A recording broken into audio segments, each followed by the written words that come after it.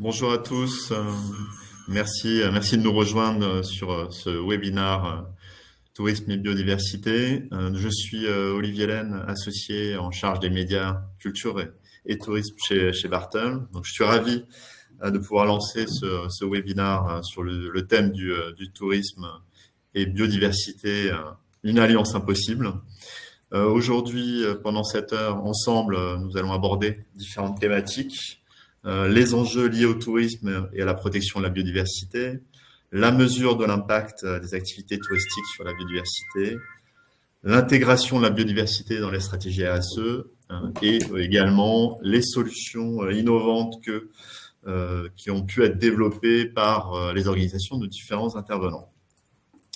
Je vous propose, pour introduire le sujet, quelques chiffres et je vais laisser la parole à Louis qui va vous donner quelques chiffres sur ce sujet du tourisme et de la biodiversité. Merci beaucoup Olivier. Donc enchanté, Louis Reynaud, je travaille également chez Bartol comme manager sur les sujets de durabilité. Et donc pour introduire cette table ronde, je voulais vous rappeler quelques chiffres. Le tourisme occupe une place importante dans l'économie mondiale. On estime qu'en 2023, c'est 3 300 milliards de dollars de contribution au PIB mondial. On sait que la France en particulier est une destination touristique importante, la première au monde. On sait également que c'est 1,3 milliard de personnes qui se sont déplacées, dont la moitié au moins en avion à l'international en 2023. Ce tourisme, il est donc essentiel à l'économie et en même temps, il a un impact environnemental important. Sur l'usage des sols, le changement d'usage des sols et des mers, notamment si on fait un focus sur la région méditerranéenne, il y a jusqu'à 50% des zones côtières qui ont été affectées par le développement du tourisme selon le PNUE. On a 80% de la pollution marine qui est d'origine terrestre et notamment une grande partie qui provient des zones touristiques. À l'échelle mondiale, le tourisme, c'est 8% des émissions de gaz à effet de serre. En France, c'est encore plus important puisque c'est 11% des émissions de gaz à effet de serre au niveau national. Et puis, on a ce phénomène qu'on appelle maintenant le surtourisme ou la surfréquentation, et notamment sur des sites naturels. Donc, il y a l'exemple de Yellowstone qui reçoit chaque année 4 millions de visiteurs.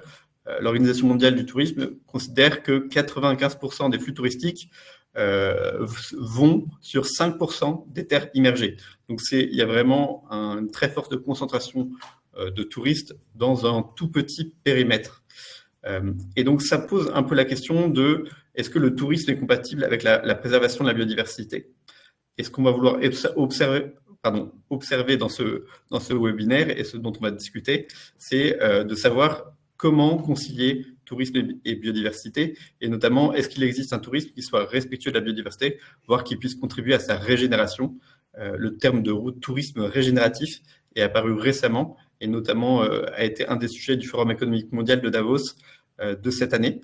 Et donc, on aura l'occasion avec nos intervenants d'explorer ce sujet d'un tourisme qui contribue à la protection et à la préservation de la biodiversité. Et je repasse la parole à Olivier pour introduire nos intervenants. Merci Louis pour ces quelques chiffres.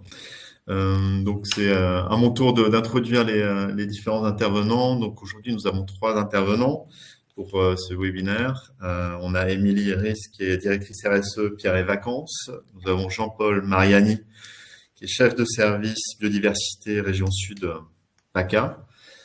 Et Fabienne Evans, chargée de mission biodiversité région Sud PACA. Je propose qu'on passe directement à notre première question sur le sujet. On va commencer par une question pour nos différents intervenants sur le lien entre tourisme et biodiversité. Et pour commencer, je vais passer la parole à Fabienne et à Jean-Paul pour avoir leur point de vue sur ce lien. Très bien, merci. Bonjour à toutes et tous. Donc sur ce sujet, sur le lien entre tourisme et biodiversité, enfin vous le savez tous, et bien sûr, pour les deux des principales ressources pour le tourisme sont le patrimoine culturel et le patrimoine naturel. Pour le dire de manière un petit peu simpliste, peut-être, on vend, quand on travaille dans le tourisme, on vend de beaux paysages, on vend une nature préservée. Alors, vend, je le mets entre guillemets, évidemment. Une nature préservée pour un cadre de vie, mais également pour les activités que l'on y pratique. La nature, elle est omniprésente dans les activités type activités nautiques, activités de montagne, activités de randonnée. Et donc, les professionnels du tourisme sont liés à la nature, soit directement parce que leur activité en dépend, soit indirectement pour le cadre de vie. Donc, protéger et préserver la biodiversité pour un professionnel du tourisme comme pour son client, c'est en quelque sorte préserver et gérer un capital. C'est le capital de son activité. On ne peut plus aujourd'hui avoir des comportements que l'on pourrait qualifier de cueillette, qui consiste en quelque sorte à se servir dans la nature ou à se servir de la nature pour son activité sans intervenir pour la préserver ou la protéger d'une manière ou d'une autre. On verra plus tard les possibilités pour cela. Mais du coup, voilà, pour que le tourisme soit pleinement durable, il faut que ces acteurs ils s'impliquent, ils s'engagent également dans la protection de la biodiversité ou dans sa préservation. Voilà un petit peu de manière générale ce que j'en pourrais dire. Je passe peut-être la parole à Fabienne pour qu'elle puisse compléter. Oui, merci. Bonjour à tous. Ouais, en complément, je dirais que en France, quoi, les communes qui sont les plus attractives du point de vue touristique, elles se situent surtout sur la zone littorale, en montagne, et en zone de forte qualité paysagère. Donc, voilà, les touristes sont attirés par ces lieux parce qu'ils sont inspirants, ils sont agréables, ils sont harmonieux. Il y a une belle qualité de vie dans ces lieux. Alors tout ça, c'est pas nouveau, puisque les lois montagne et les lois littorales datent déjà de 85 et 86. Mais l'attractivité de ces lieux va en grandissant. Et elle a encore bondi avec l'utilisation des réseaux sociaux. On a vu des lieux qui étaient un peu connus de la population locale et qui étaient transmises comme ça de bouche à oreille, qui se sont dévoilées grâce aux réseaux sociaux et qui ont créé un mouvement, presque un mouvement de foule, j'allais dire, y compris suite au confinement à partir de 2020. Donc, quand on parle de concentration saisonnière et spatiale des touristes, on dit pression accrue sur les ressources naturelles. Ces espaces-là, ils ont une forte valeur écologique. Ce sont des espaces qui sont marqués par la rareté, par la fragilité des milieux, des habitats, des espèces. Donc, il est nécessaire évidemment d'avoir une grande vigilance pour assurer la protection, la gestion de ces milieux et pour corriger les effets négatifs d'une forte fréquentation qui peut être autant touristique que résidentielle. Il y a des études qui ont été faites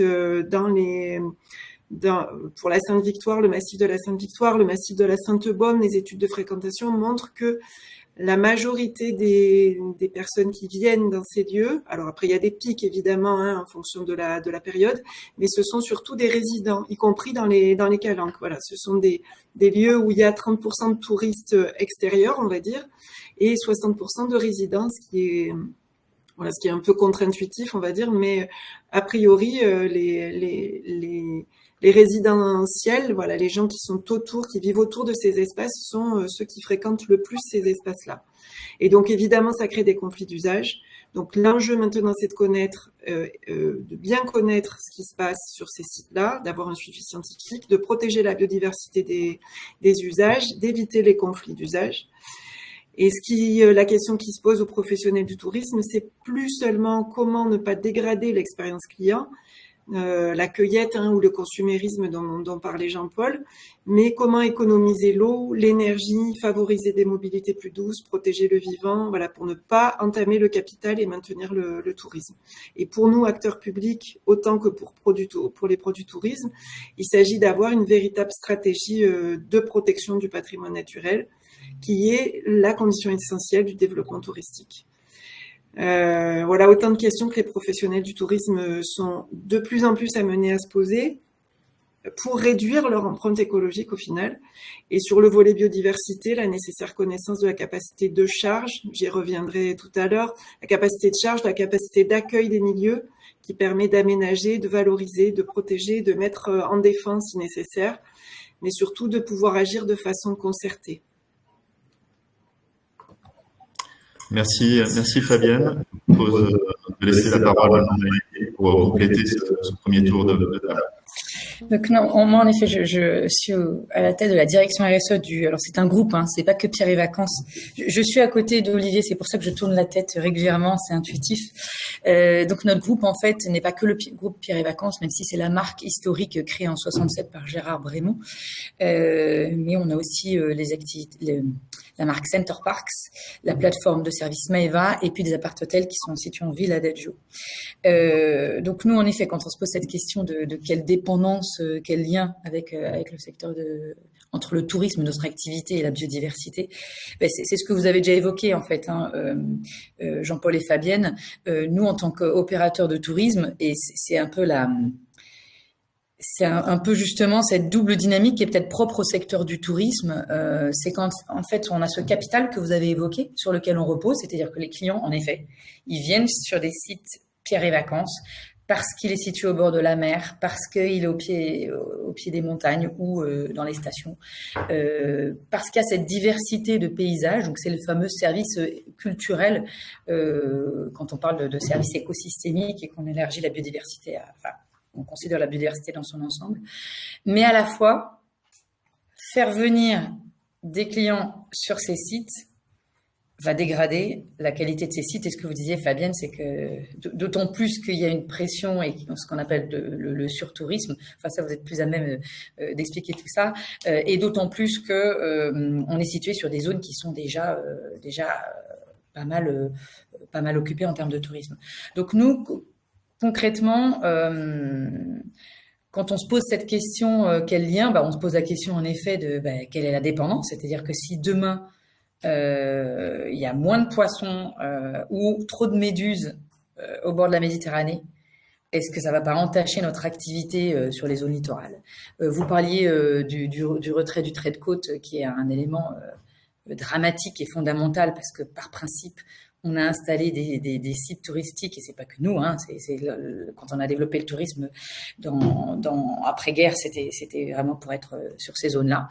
Donc voilà, ces pressions, c'est assez éloquent. Nous, on fait une formation en interne sur ces sujets et on voit que ce n'est pas que le fait de Pierre et Vacances, mais quand on voit en effet la perspective entre les années 50 et les années 2020, à quel point l'artificialisation des sols, qui est un des facteurs de pression que vous aviez évoqué,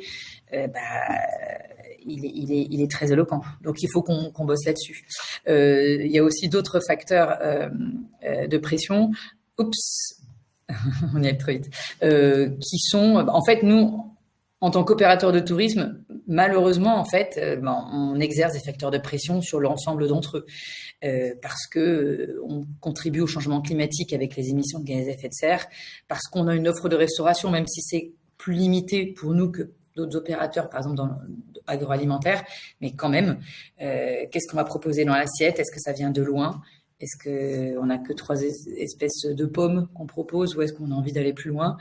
Le changement d'usage des sols que j'ai évoqué. Donc voilà, toutes ces questions qu'on se pose, c'est vraiment dépendance et pression, et on se doit d'agir pour 2 raisons qu'on va évoquer. C'est à la fois j'ai envie de dire la responsabilité qu'on peut exercer nous en tant qu'opérateurs. Malheureusement, ça suffit pas. Et aussi pour des raisons de business, enfin pour plein de raisons, il faut y aller. Et pour la première, qui n'est pas forcément le levier en entreprise, faut le dire, mais c'est de préserver la planète et préserver ce fabuleux capital naturel, parce qu'il aura du mal à se régénérer. Voilà pour ces aspects de lien. Très bien, merci. Merci Émilie. Est-ce que vous voulez nous illustrer un petit peu la démarche que vous avez engagée justement en termes d'action pour répondre à ces enjeux que vous venez d'évoquer? Alors nous, en effet, ce qu'on s'est posé comme question, et c'est vrai que je pense que en entreprise, chez nous mais ailleurs, tout le monde a envie de bien faire en soi. Mais ce terme de biodiversité, il est à la fois, c'est quand même un mot valise, on ne sait pas forcément ce qu'il y a derrière.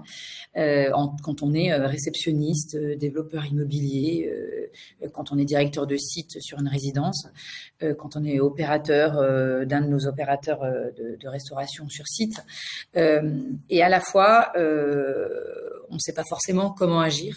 Donc, ce qu'on s'est dit, nous, c'était aussi un besoin que moi j'avais, c'était de mettre vraiment des mots, donc de commencer par s'adosser à une structure, donc la structure que l'Office français de la biodiversité a proposée avec la démarche entreprise engagée pour la nature, qui nous a donné une bonne structure d'approche avec ce que je vous évoquais là. Quelles sont nos dépendances, quelles sont nos pressions. Et puis on a fait un groupe de travail qui nous permettait aussi de mettre les gens autour de la table, qui sont aussi diverses que les personnes que je vous ai citées, qui ne sont pas forcément habituées à travailler ensemble, non seulement parce qu'elles ne sont pas de la même marque, mais pas forcément du même métier. Il n'y a pas forcément de raison chez nous qu'un directeur de programme de rénovation immobilière parle à un responsable catering, approvisionnement sur un site au niveau alimentaire.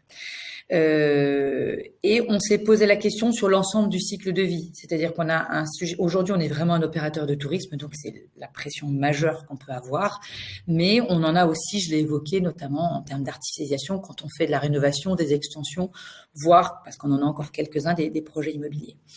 Donc, qu'est-ce qu'il en ressort concrètement dans nos façons d'agir?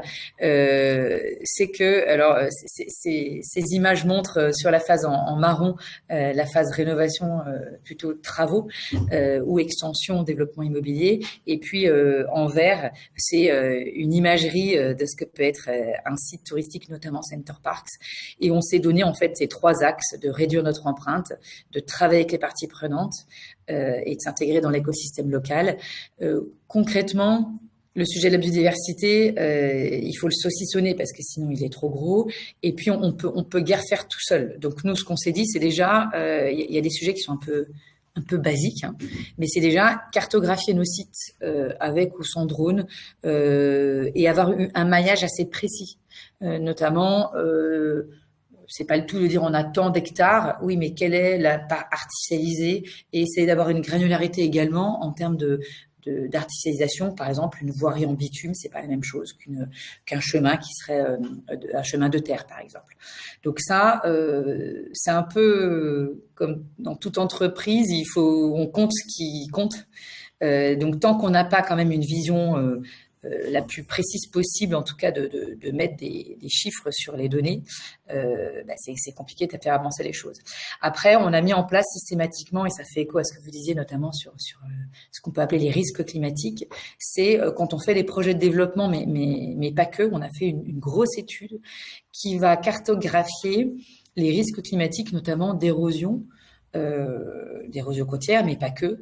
Ce qui veut dire qu'en fait, on va capter, quand on étudie un site sur lequel on veut faire une extension ou bien s'implanter, en franchise également, dans quoi ce site est vraiment sensible en termes de biodiversité, en s'interdisant d'aller sur des zones qui sont par exemple Natura 2000, ou bien en captant les possibilités qu'on pourrait avoir d'apporter notre petite contribution. Ceci dit, vraiment entre guillemets, parce que vous l'évoquiez, la contribution nette à la biodiversité, on en est encore loin. Par contre, je pense que c'est une bonne façon pour emmener les équipes de dire, évidemment, il faut penser les plaies et essayer de limiter notre impact. Hein, vous l'évoquiez, Fabienne, limiter les consommations d'eau, enfin, travailler sur tous les facteurs de pression. Pour autant, il faut se dire qu'on pourrait essayer de bonifier, même si c'est compliqué à faire. Donc, qu'est-ce qu'on fait aussi concrètement? Et ça, c'est dans les mains des équipes, et c'est important que ce soit eux qui décident quoi faire et qui le mettent en place.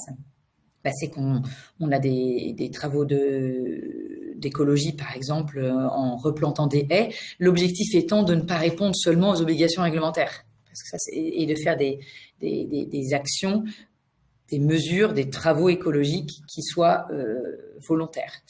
On va aussi, ça paraît assez basique, mais faut-il le faire et sur l'ensemble de notre périmètre.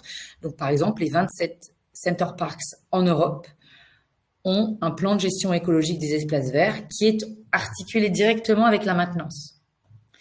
et qui se repose sur des études spécifiques, par exemple de faune et flore, évidemment.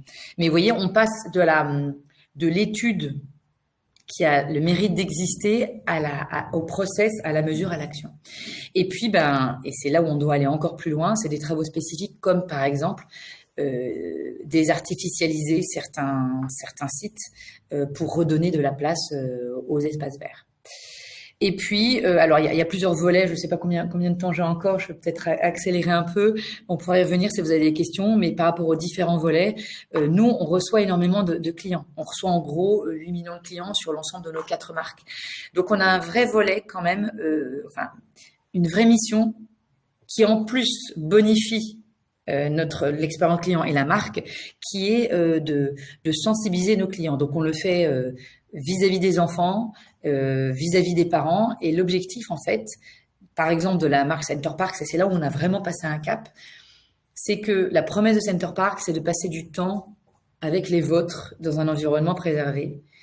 Et ce qu'on a rajouté comme pierre au niveau de la promesse client et qui se transcrit dans l'expérience, notamment avec des activités concrètes, c'est que la nature est le meilleur endroit pour se faire. Et que des souvenirs que vous aurez parce que vous avez été dans le cœur animalier, vous avez vu des renards à l'affût, et ben ça a une valeur et on est persuadé, et je parlais de l'envie de bien faire, que parce qu'on on a eu des émotions face à la nature, on a envie de la préserver. Donc voilà les différents volets sur lesquels on travaille. Un grand merci, Émilie, pour toutes ces illustrations extrêmement concrètes. Je pense que ça permet de mieux appréhender le sujet de par le prisme de Pierre et Vacances.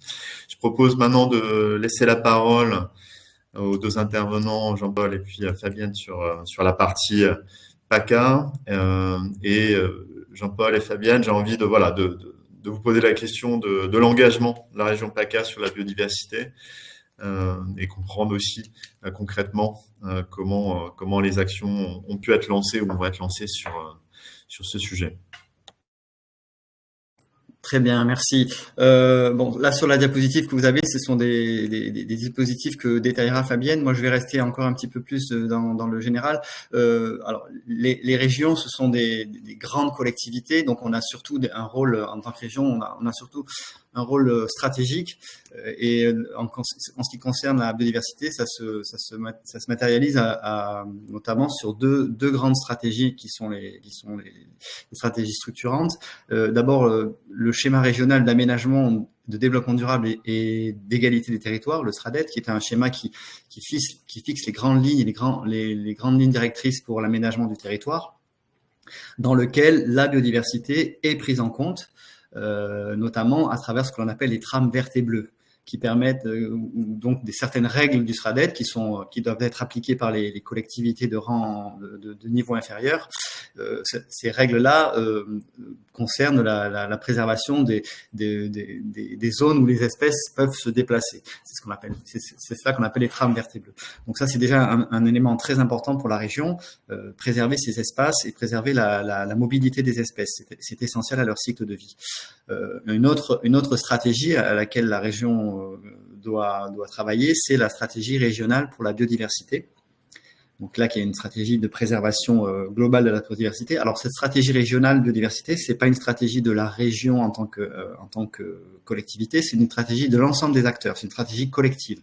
Et elle est construite collectivement. Et elle aborde un certain nombre de sujets qui permettront sur un pas de temps à moyen terme de préserver la biodiversité régionale. Et dans cette stratégie, évidemment, on prend en compte la question économique au sens large et notamment les questions du tourisme.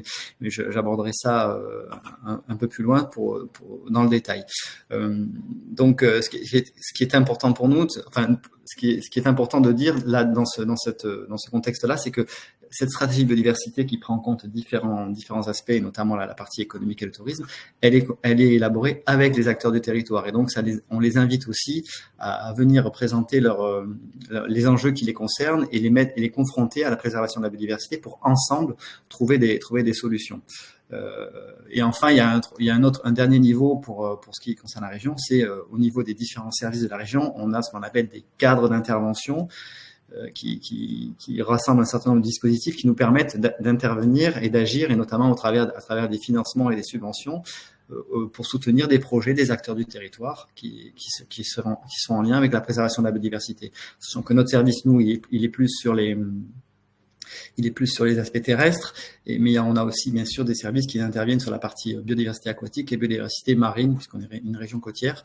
Et dans notre service également, on gère 2 compétences de la région qui sont la création et le suivi des parcs naturels régionaux et des réserves naturelles régionales. Et là, Fabienne pourra vous en donner un peu plus de détails.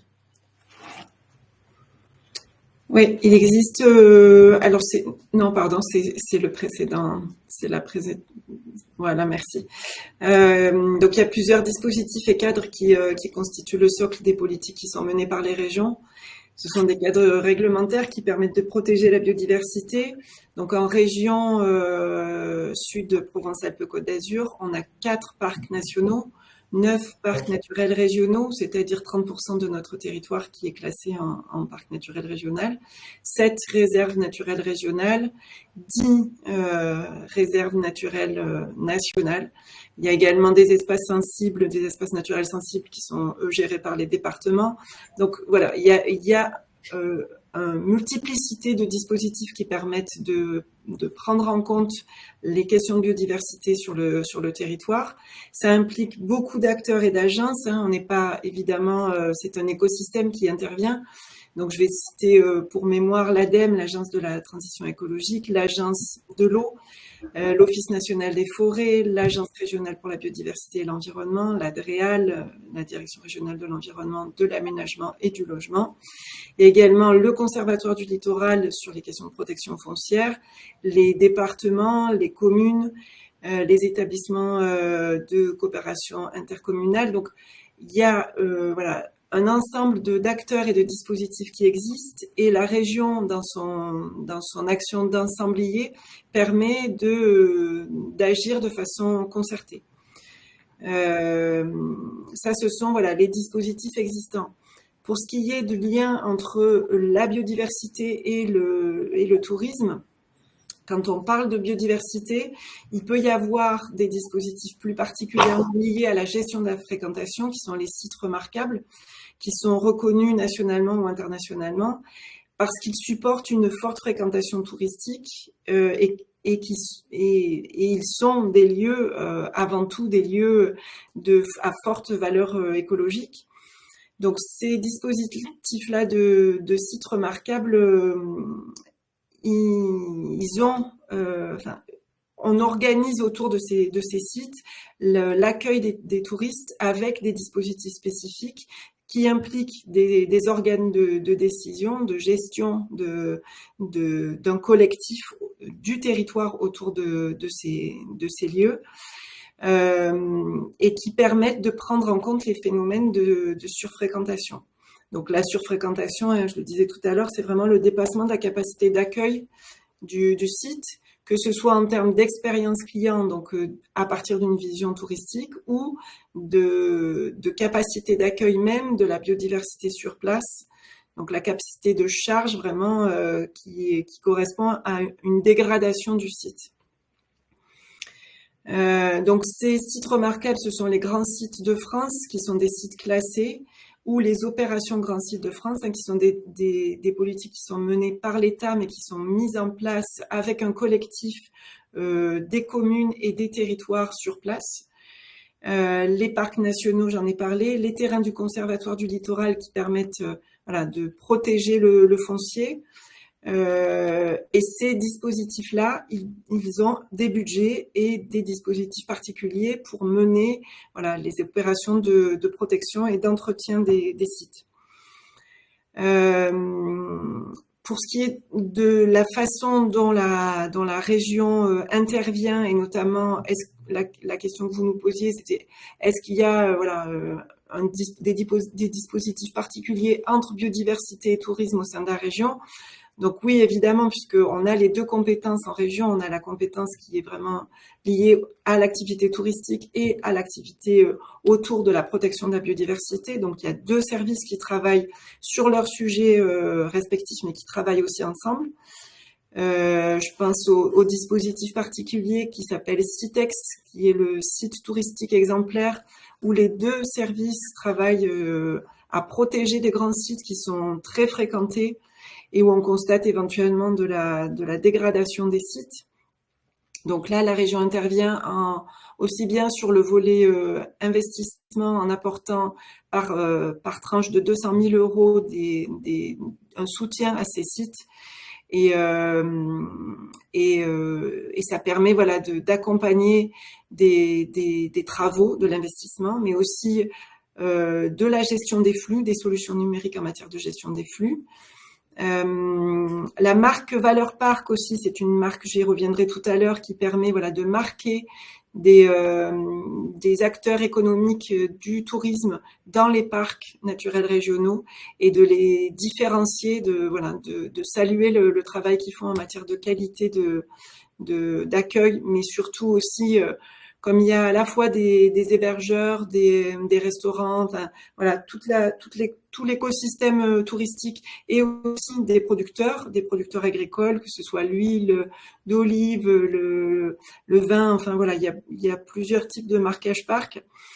Ce sont des acteurs très particuliers qui permettent d'avoir une qualité d'accueil et de gestion de la biodiversité qui est intégrée, on va dire. Donc je vous reparlerai des marqués parcs.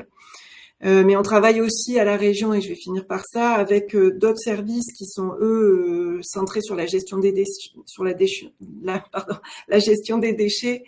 Le service eau et risques naturels, le service de l'aménagement, le service de la forêt et des programmes Natura 2000, vous en parliez, l'agriculture, le transport, voilà.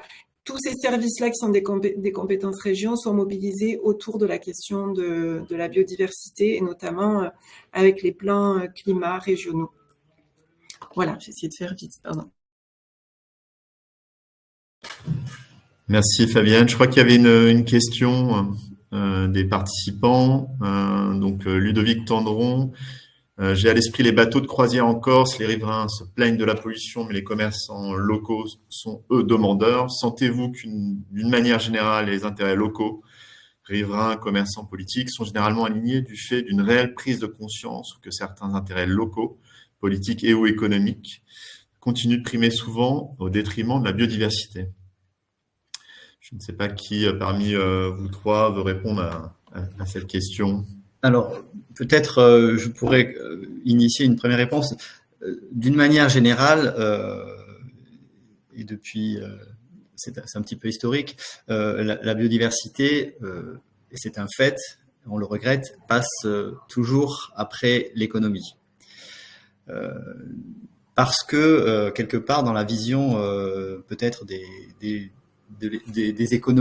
l'économie, du monde de l'économie, la nature, c'est que, comme je disais tout à l'heure, c'est une ressource dans laquelle on puise et que il ne faut pas qu'elle empêche le développement économique. Il y a une espèce d'antagonisme qui s'est créé peut-être aussi dans l'esprit des gens, alors que pour nous, l'évidence, les deux ne doivent pas être antagonistes, mais doivent être en synergie.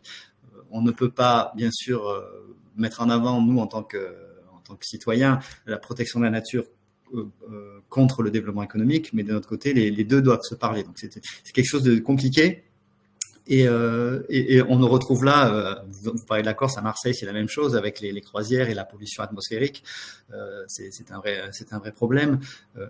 Mais on y reviendra peut-être tout à l'heure. Effectivement, la question de faire travailler les gens ensemble est essentielle quand les thématiques sont comme cela imbriquées.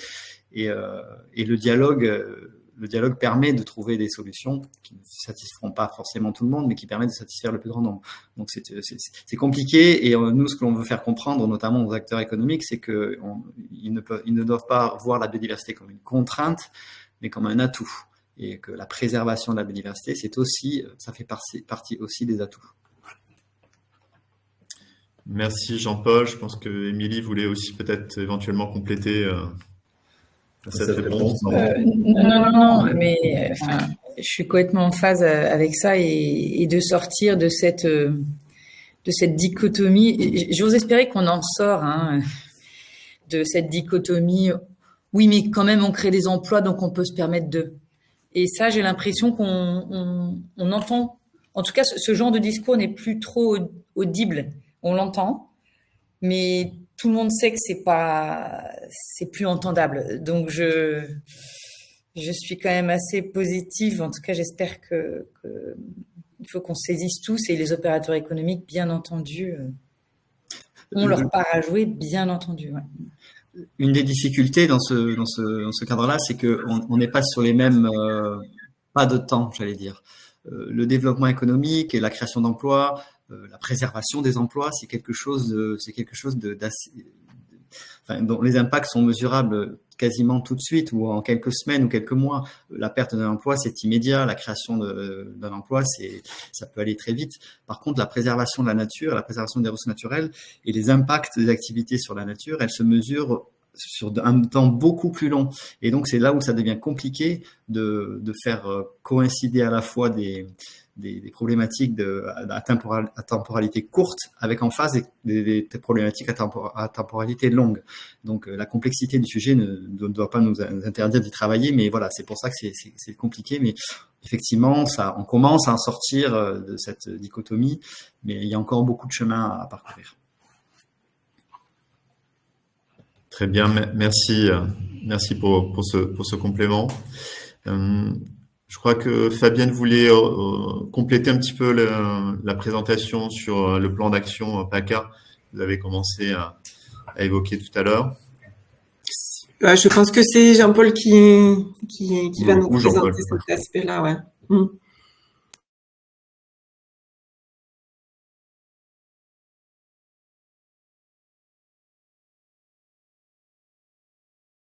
Oui, votre micro est coupé, Jean-Paul. J'avais cliqué sur la mauvaise touche. Oui, peut-être sur le détail de l'engagement de la région en matière de biodiversité, c'est ça la question? Oui, tout à fait, oui. Tout à fait, merci Jean-Paul. Pardon, ça sera le précédent diapo. Juste la diapositive précédente, oui. Encore un petit peu. Voilà. Nous, au niveau de la région, je vous en parlais tout à l'heure, on a ce qu'on appelle un cadre d'intervention qui permet de mettre en œuvre un certain nombre de dispositifs de soutien aux acteurs du territoire.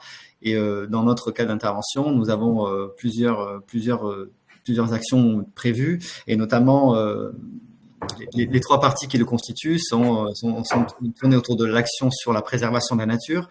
Donc c'est ce qu'on appelait la nature est notre allié. On a aussi essayé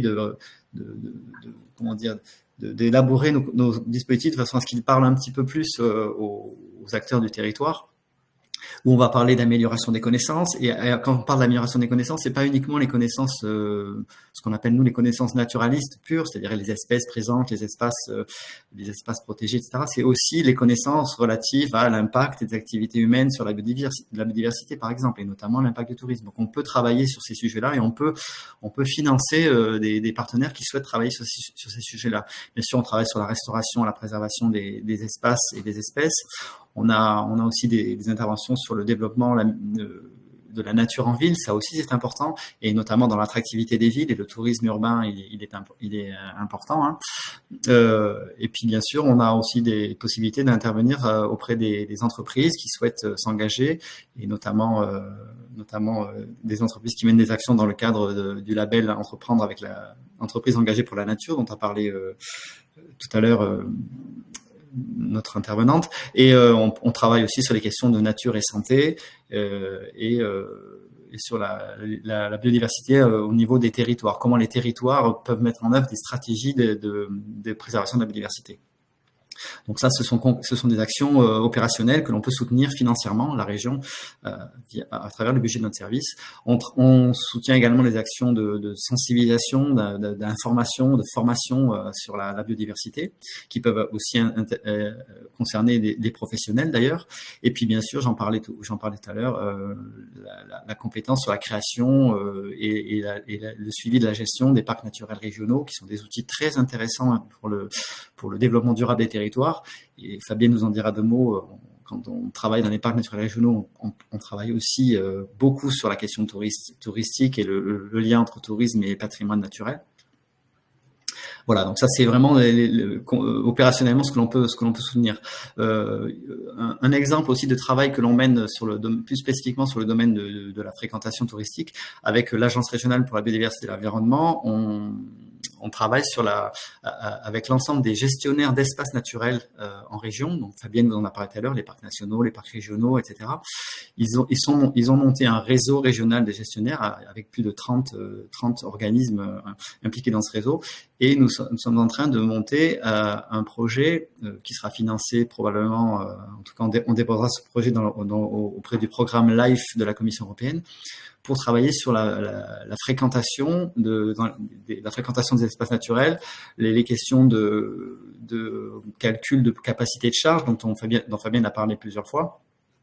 La capacité de charge d'un milieu, c'est quoi? C'est combien un milieu peut accueillir de personnes sans être trop dégradé. Comment laisser respirer un milieu qui aura été fréquenté. La fréquentation touristique, elle n'est pas lissée sur une année complète. Il y a des pics. Est-ce que ces pics-là, ils peuvent être gérés suffisamment pour qu'ensuite on puisse laisser la nature tranquille pour qu'elle puisse se régénérer? Ce sont ces questions-là qu'il faut que l'on aborde. Et puis on a parlé tout à l'heure en introduction, vous disiez que 85 ou 90%, j'ai plus le chiffre en tête, des flux touristiques allaient dans 5% des superficies, 5% des terres émergées. C'est problématique parce qu'effectivement ces 5%-là peuvent être fortement dégradés, mais d'un autre côté, ça veut dire que les 95 autres pourcents, ils sont presque un petit peu préservés. Donc il faut qu'on puisse gérer la fréquentation, mieux la répartir sans non plus la faire aller partout pour que justement il y reste encore des espaces un peu plus préservés. Enfin, voilà, cette question-là, on y travaille aussi avec les partenaires du territoire et c'est vraiment quelque chose de très intéressant à aborder en collectif avec les différents acteurs impliqués. Et puis peut-être, je ne sais pas si maintenant je peux vous donner des éléments plus spécifiques sur la stratégie régionale biodiversité qui est en cours d'élaboration. On travaille d'ailleurs avec cabinet Bartel, dans laquelle cette stratégie, on a travaillé avec les acteurs du tourisme, avec les acteurs de la préservation de la biodiversité pour ensemble identifier des objectifs qui permettent à la fois qui permettent de concilier ces activités. Et ensuite, là, c'est la période, la phase sur laquelle on est en train de travailler maintenant. À partir des objectifs que l'on a identifiés, on va décliner un certain nombre d'actions et proposer un plan d'action qui sera porté par l'ensemble des acteurs du territoire. Et dans les objectifs que l'on a identifiés, on va parler de la fréquentation. Donc, comme je l'ai dit, dans les espaces naturels, pour diminuer les pressions. Alors, ça veut dire organiser, désaisonnaliser la fréquentation, en croisant les enjeux nature, changement climatique, les pratiques de sportives et de loisirs. Ça veut dire favoriser les pratiques éco-responsables pour les activités et les événements et les sports de pleine nature. Ça veut dire améliorer donc la connaissance de la capacité de charge des milieux, j'en ai parlé. Mesurer les impacts des pratiques sportives et de loisirs sur la nature. Donc là, on est vraiment dans le monitoring, dans l'acquisition de connaissances aussi. Développer aussi, il y a des questions de développer l'accessibilité en mobilité douce dans les espaces naturels pour éviter la surfréquentation au niveau des véhicules. Et pourquoi pas envisager le déploiement d'un tourisme zéro voiture le plus possible, en tout cas, avec des solutions de mobilité collective. Et puis, il y a aussi la question plus liée au développement économique et donc qui concerne la valorisation de l'atout nature de la région et faire de la préservation de la nature un marqueur fort de l'attractivité touristique.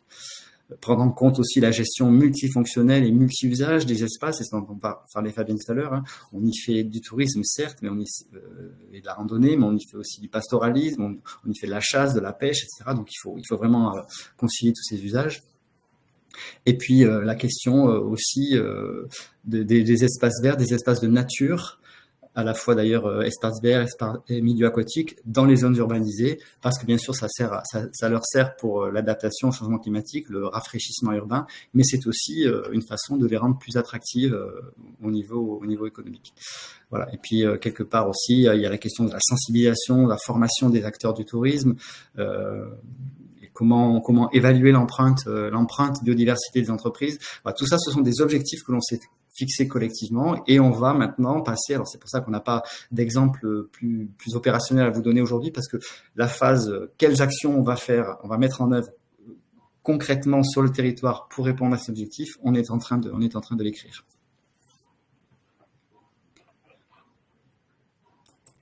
Très bien, merci. Merci Jean-Paul. Il y avait une question d'Alexandre Larry. Sans les ressources fournies par la biodiversité, soutenir une économie durable est impossible. L'eau est essentielle à de nombreux secteurs économiques, illustre parfaitement l'importance cruciale de préserver notre environnement naturel. Nous devons nous en inspirer encore davantage de la capacité régénératrice de la biodiversité. Un changement systémique dans le tourisme et plus largement est nécessaire. Qu'en pensez-vous ? C'est une évidence. Qui veut répondre, peut-être Émilie ? Oui, allez-y. Oui, c'est ce que, en effet, nous, notre capital, c'est le fait que les lieux soient jolis, qu'il y ait cette diversité. Biodiversité concrètement, c'est nous aujourd'hui, par exemple, le changement climatique fait que les arbres des forêts sur lesquels sont implantés beaucoup de center parks, en tout cas ceux beaucoup dans l'est de la France et en Allemagne, souffrent des attaques de scolites, des petits cafards. Donc là, ça pose directement la question, en effet, de qu'est-ce qui se passe, quelle est la qualité de l'expérience de nos clients. Donc, un séjour qui ne serait plus dans la nature ou en tout cas une nature qui serait souffrante, c'est plus le même bénéfice pour nos clients. Donc la question, c'était en effet de s'orienter là-dessus, de l'urgence de s'orienter là-dessus. J'ai envie de dire, c'est une évidence, et le premier levier, comme vous le disiez Jean-Paul, qui est le plus rapide, c'est le levier aussi économique, et tant pis si c'est le plus rapide, mais en tout cas il faut agir et vite. Et moi, je crois beaucoup, en fait, à ce que vous évoquiez, Jean-Paul, sur la sensibilisation des opérateurs, comme nous aussi. Parce qu'encore une fois, je pense sincèrement que personne n'a envie en soi une fois qu'on sait que bétonner à outrance, que d'avoir des comportements qui ne sont pas adaptés et qui sont mauvais, ça satisfait personne. Faut-il par contre donner des solutions alternatives? Et je trouve que on a ce même sujet de se poser la question de l'usage. Par exemple, en montagne, il y a des activités, on est plusieurs à cohabiter et à tirer profit aussi de cet écosystème montagneux. Il y a aussi l'agropastoralisme en été, il y a les stations et le ski en hiver, il y a d'autres choses qui se passent dans la vallée. Donc, il faut vraiment qu'on se mobilise, et je pense que les régions, l'État et les instances que vous représentez sont hyper importantes pour, vous disiez, sensibiliser, mais c'est peut-être aussi donner un petit coup de pied dans la fourmilière, parce que c'est tellement simple de faire les choses comme on les a toujours faites, mais le monde n'est plus le même, et on sait on est très très mal parti, parce que le tourisme, pour toutes les raisons, ont des pressions très fortes sur le territoire. Donc voilà, moi je crois à l'urgence de la mobilisation, c'est sûr. Il faut qu'elle vienne d'une instance, et on le voit en montagne à quel point c'est compliqué sur les sujets de changement et adaptation au changement climatique. La gouvernance n'est pas simple. Donc il faut nous y pousser. On est prêt à ça. C'est un peu le message que je voudrais donner ce matin. Merci Émilie. Je vois que l'heure tourne, le sujet est passionnant. Il nous reste peu de temps pour clôturer ce webinaire. Je propose de vous poser une dernière question un petit peu plus prospective. Quels sont les principaux défis que le secteur touristique va devoir relever concernant la biodiversité dans les prochaines années? Je ne sais pas si Jean-Paul, Fabienne ou Émilie, vous voulez commencer pour amorcer la clôture de ce séminaire. Ouais, moi, je veux bien prendre rapidement la parole. Je pense que, en effet, Émilie l'a évoqué rapidement, c'est le changement climatique qui va nous pousser là de plus en plus à prendre conscience des impacts immédiats économiques qui arrivent. Là, on a des projets en région pour mener des études, pour mesurer à quel point le changement climatique aura des impacts économiques sur les territoires.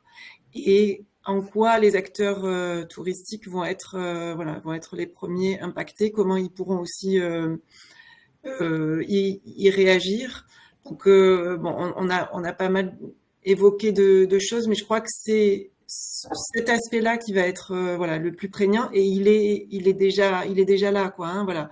On a bien vu l'été dernier ce qui s'est passé, et l'été d'avant ce qui s'est passé dans le Verdon, il y avait plus d'eau. Là, immédiatement, la sanction, elle est immédiate. C'est-à-dire que l'activité touristique telle qu'elle était organisée jusque-là ne peut pas se maintenir en état. Tout est bousculé, les cartes sont complètement rebattues. Donc, ça va faire partie des sujets sur lesquels immédiatement on aura besoin de réfléchir à comment on gère la ressource, comment on gère l'eau, parce qu'il y a quand même beaucoup de biais. Quand on est touriste, on n'est pas chez soi, et c'est assez humain d'avoir des comportements qui sont un peu moins sérieux. Voilà, on se détend, on est en vacances, on n'a pas envie de se prendre la tête. La question de la gestion de l'eau, par exemple, elle devient un peu secondaire. Donc ça fait partie des choses sur lesquelles il va falloir que de plus en plus, et surtout dans notre pays, mais de façon évidemment mondiale, globale, comment on gère davantage la ressource. Et c'est des petits pas qu'on peut faire très très simplement, quoi. Voilà. Je voulais évoquer moi le parcours éco-solutions qui a été développé par le réseau des parcs, mais j'aurais pas forcément le temps. Je vais laisser la parole, mais voilà, il y a des solutions qui existent. Qui sont mises en place avec les acteurs du tourisme, que ce soit dans les parcs naturels régionaux ou en dehors. Mais bon, les parcs naturels régionaux, ils sont intéressants pour ça, c'est que ce sont des lieux où on peut expérimenter des politiques, où on peut mener de façon collective avec les communes du territoire des projets d'expérimentation, et on est aidé en cela par le réseau des parcs qui travaille sur des questions du tourisme notamment, avec une équipe qui développe des outils. Et on a déjà proposé, travaillé à des solutions. Donc, si vous tapez soit sur le site internet Valeurs Parc, soit sur le chemin des parcs, soit le parcours éco-solutions, vous verrez que les professionnels du tourisme sont engagés avec nous sur des réflexions très concrètes pour avoir un passage sur des solutions globales pour le territoire et pour leurs établissements, pour leur activité.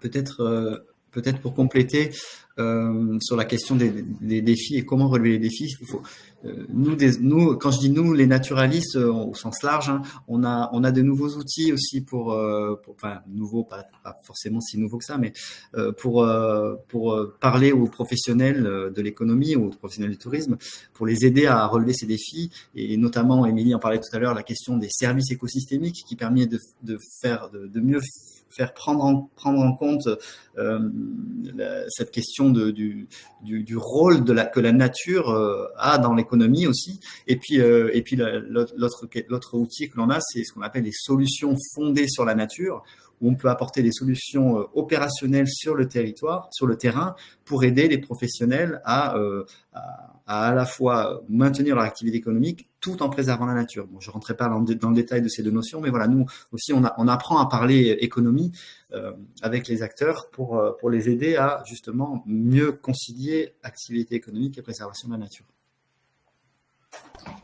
Merci. Les défis, ils sont nombreux. En tout cas, moi, des trois leviers vraiment importants que je pense être impact, c'est ce que vous évoquiez, Jean-Paul, c'est les outils.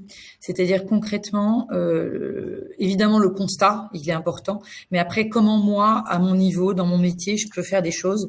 Et par exemple, des outils qui aujourd'hui existent, qu'on aimerait pouvoir mettre en place, c'est de travailler quand vous faites une extension ou un projet sur un site, sur la qualité du sol, en se disant, et en ayant une vision non seulement de moins entaché, de moins perturbé, mais possiblement parce que je fais tel choix d'aménagement paysager, il va bonifier le site plutôt que de travailler habituellement en se disant je vais mettre juste tel arbre pour des raisons juste esthétiques. Donc il y a vraiment donner les moyens aux personnes qui sont sur le terrain de faire des bons choix avec des outils. Et aujourd'hui, ils existent. Le second, c'est quand même les clients, parce qu'on reçoit des clients et je pense qu'on peut, nous, avoir notre rôle dans l'éducation qui ne soit pas coercitive, mais on l'a vu sur les calanques, on n'en a pas parlé du tout de ce dispositif des calanques de Marseille où on limite la fréquentation. En tout cas, aujourd'hui, le touriste, comme vous le disiez, Fabienne, il a envie de profiter, donc il va là où bon lui semble, n'empêche que peut-être aller ailleurs ou bien y aller différemment à d'autres horaires. Enfin, ça, je pense qu'une éducation positive peut lui apporter aussi à lui un bénéfice et donc on peut peut-être avoir un bon levier là-dessus.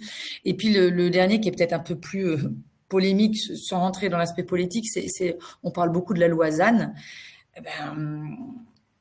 Allons-y, quoi, parce qu'en effet, la nature n'aime pas le vide, donc s'il y a des sites qui sont encore disponibles, c'est difficile d'arrêter la machine économique. Par contre, allons-y peut-être en se disant, non seulement c'est coercitif, mais peut-être il y a plein de sites qu'on pourrait désartificialiser, favoriser, autant que ce sera plus cher de construire, de rénover que de construire du neuf, ce sera compliqué aussi de réhabiliter ces sites-là. Donc il y a cette dynamique peut-être à mettre en place, mais nécessite de mettre beaucoup de gens autour de la table, ce qui n'est jamais très facile. Merci Émilie. On avait une dernière question des participants. Ludovic Tendron, sentez-vous le gouvernement français pleinement conscient, investi, ou les initiatives sont-elles surtout locales? Ça sera la question de la fin.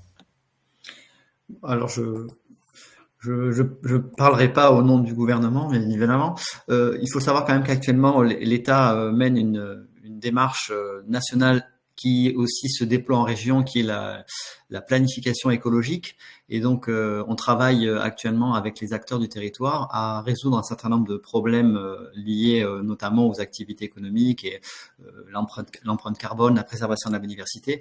Donc, dans cette démarche, il y a un groupe de travail qui est consacré notamment au tourisme. Pas que, mais dans ce groupe de travail, il y a d'autres questions liées notamment aussi à l'organisation d'événements culturels, etc. Donc, l'État a conscience et nous, on travaille aussi du coup à mettre en synergie cette démarche de planification écologique et la démarche stratégie régionale de biodiversité.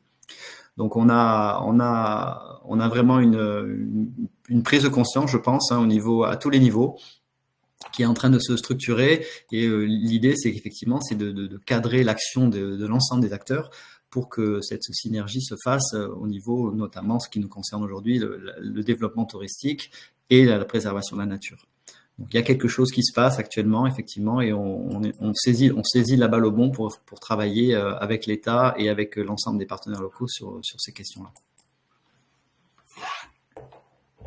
On arrive au terme de notre webinaire. Je voulais vous remercier chaleureusement, Jean-Paul, Fabienne et Émilie, pour votre participation. Je remercie aussi également tous nos participants à ce webinaire.